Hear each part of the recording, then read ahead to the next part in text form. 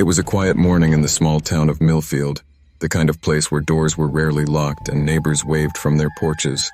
On September 3, 2009, 5-year-old Jacob Parker left his home on Maple Drive to visit a friend just 2 houses away. He never arrived.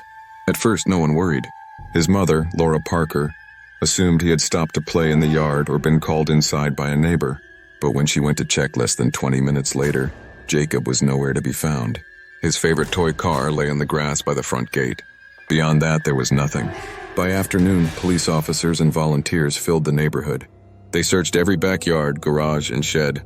Dogs traced his scent along the edge of the woods behind the Parker home, but the trail ended abruptly near a stream. It was as if the little boy had simply vanished into thin air. The following days brought helicopters, search teams, and endless news coverage.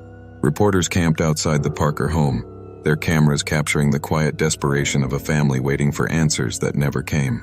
Hundreds of volunteers combed through the surrounding forest, sometimes in heavy rain, their voices calling Jacob's name into the dark trees. Despite the size of the search, no trace of Jacob was found. There were no footprints, no clothing, no signs of a struggle.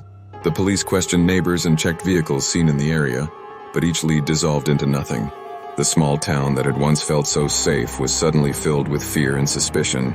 In the weeks that followed, theories emerged. Some believed Jacob had been taken by a stranger passing through.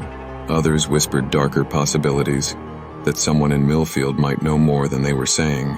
The police never named a suspect, but the tension divided the community. Neighbors who had shared fences for decades stopped speaking to each other. A year later, the search officially ended. The posters faded from telephone poles, the news vans disappeared, and life in Millfield tried to return to normal. But for the Parker family, nothing was ever the same. Laura kept Jacob's room exactly as he had left it, the walls still covered in crayon drawings and stars that glowed faintly in the dark. 10 years have passed since that September morning. New families have moved into the neighborhood. New children play on the same sidewalks where Jacob once walked. But for those who remember, the silence of that day still lingers, an open wound that never healed. The disappearance of Jacob Parker remains one of the most haunting mysteries in Millfield's history. There were no answers, no closure, only the echo of a small boy's laughter carried away by time and unanswered questions that continue to whisper through the trees. Thanks for watching and see you in the next video.